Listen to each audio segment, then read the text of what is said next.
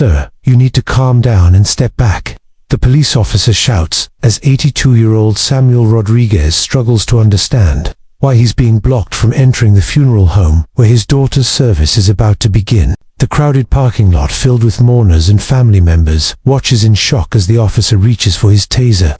Someone calls out about the confused old man causing problems. Samuel's trembling hands clutch the folded American flag from his daughter's military coffin, a reminder that she died serving the same country he fought for in Korea 68 years ago. What happens next will leave you speechless. If stories like Samuel's remind you why we must never forget our heroes, hit that subscribe button and tell me in the comments about a veteran who changed your life.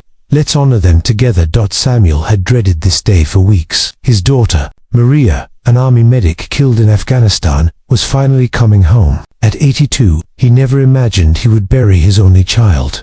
Officer Blake Stevens was working security at Riverside Funeral Home when he saw Samuel approaching slowly with his cane. He assumed the old man was lost. "Excuse me, sir, this is a private service. Are you sure you're in the right place?" Samuel looked up with red, tired eyes. "This is my daughter's funeral.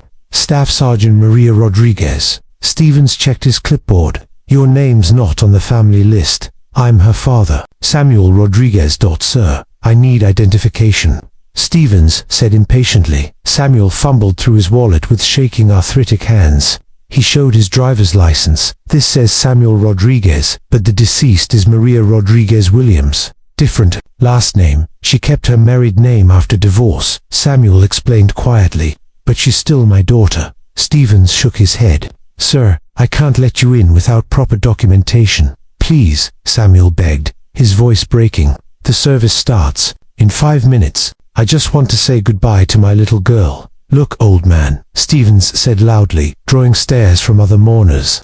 "I don't care what story you have. Rules are rules." People in the parking lot stopped talking to watch the confrontation. Samuel felt humiliated. "Officer, she was my only child. I raised her alone after her mother died. She joined the army to make me proud." Stevens stepped closer, hand moving to his belt. "Sir, you're getting agitated. I need you to step away from the entrance." Samuel leaned on his cane, exhausted. "I'm not causing trouble. I just want to attend my daughter's funeral." Stevens grabbed Samuel's arm roughly. "Sir, you're disturbing the peace. Leave immediately." Samuel tried to pull away. "Let go. Please, I'm not doing anything wrong." The crowd grew larger. Phones came out to record. Stevens raised his voice. "You're resisting lawful orders. This is your final warning." Samuel looked around desperately at the watching faces. Some were Maria's army friends. Others were neighbors who knew Maria since childhood. All saw him being treated like a criminal at his daughter's funeral. "I just want to say goodbye," Samuel whispered, tears flowing. Stevens pulled out his taser. "You have 3 seconds to comply, or I use force." The crowd gasped. Someone yelled for him to stop. Samuel stood confused and terrified, clutching the American flag. He didn't understand why this officer was treating him like a threat. 3.2.1. Stevens fired. Samuel collapsed instantly. His cane clattered away.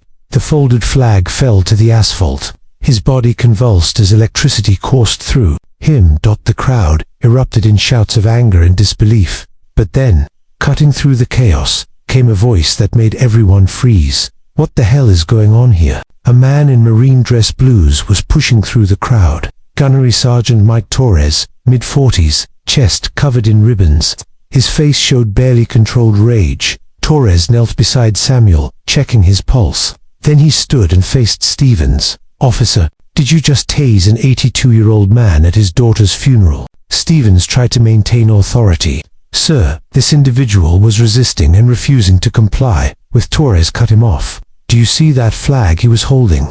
Everyone looked at the folded American flag lying on the ground. That flag covered the coffin of Staff Sergeant Maria Rodriguez, Torres said loudly. "She died 3 weeks ago in Kandahar when her convoy hit an IED while evacuating wounded soldiers." The crowd went dead silent. Torres continued, his voice carrying across the parking lot. "And this man you just tased is her father, a Korean War veteran who spent 2 years fighting for the same country his daughter died serving." Stevens' face went pale. Sergeant Rodriguez served with the 2nd Infantry Division, Torres said. He was at Heartbreak Ridge, Pork Chop Hill, and the Battle of Old Baldy. He earned a Purple Heart, Bronze Star, and Combat Infantry Badge. Torres helped Samuel sit up. The old man was conscious but shaking. So tell me, officer, Torres said, stepping close to Stevens. What exactly was threatening about a grieving father trying to attend his war hero daughter's funeral? Stevens stammered. I was just following protocol. He didn't have proper protocol, Torres shouted. Your protocol was to tase a decorated veteran at his daughter's funeral. The crowd began pressing closer. Other military personnel in dress uniforms stepped forward to support Torres. Stevens looked around nervously. Sir, I was just doing my job. Your job, Torres said coldly, is to serve and protect, not to assault elderly veterans. He turned to address the crowd. Ladies and gentlemen, I want you to meet Samuel Rodriguez. This man fought in the frozen hills of Korea to defend freedom. His daughter Maria followed in his footsteps, serving 3 tours in Afghanistan as a combat medic. Torres knelt beside Samuel again. Sergeant, can you stand? Samuel nodded weakly. Torres helped him to his feet and handed him his cane. 3 weeks ago, Torres continued loudly, Staff Sergeant Maria Rodriguez was killed while treating wounded soldiers under fire. She saved 4 lives before the second IED went off. He picked up the fallen flag and carefully handed it back to Samuel. This flag represents her sacrifice, and this man represents the generation that taught her what service means. Torres faced Stevens again. So I'm going to ask you one more time, officer, what was threatening about letting this hero attend his daughter's funeral? Stevens looked down, his authority completely gone. Nothing, sir. I made a mistake. A mistake, Torres said. You committed assault on a grieving veteran in front of his daughter's funeral service. The funeral home director rushed outside. Mr. Rodriguez, I'm so sorry. Please, come inside immediately. We've been waiting for you. Torres helped Samuel toward the entrance. The crowd parted respectfully. As they walked, Torres spoke quietly to Samuel. Sergeant, your daughter would be proud of how you handled yourself today. Samuel looked up with grateful eyes. Thank you, Marine. Maria always said her fellow service members were family. At the entrance, Torres stopped and saluted Samuel. It was an honor to serve with your daughter, sir, and it's an honor to meet you. Samuel straightened as much as his old body would allow and returned the salute.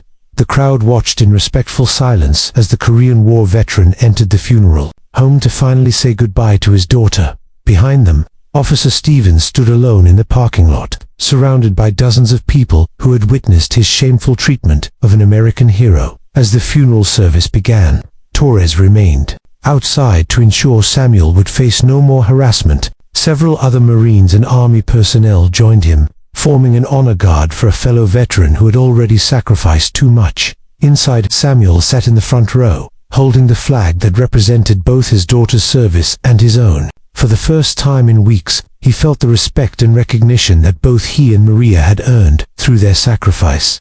The Taser incident had lasted only minutes, but its impact would last much longer. Samuel would never forget the Marine who stood up for him when he couldn't stand up for himself. And Officer Stevens would never forget the lesson about treating veterans with the dignity they deserve. Most importantly, Maria's funeral became what it should have been from the start, a celebration of service, sacrifice, and the unbreakable bond between those who serve their country in uniform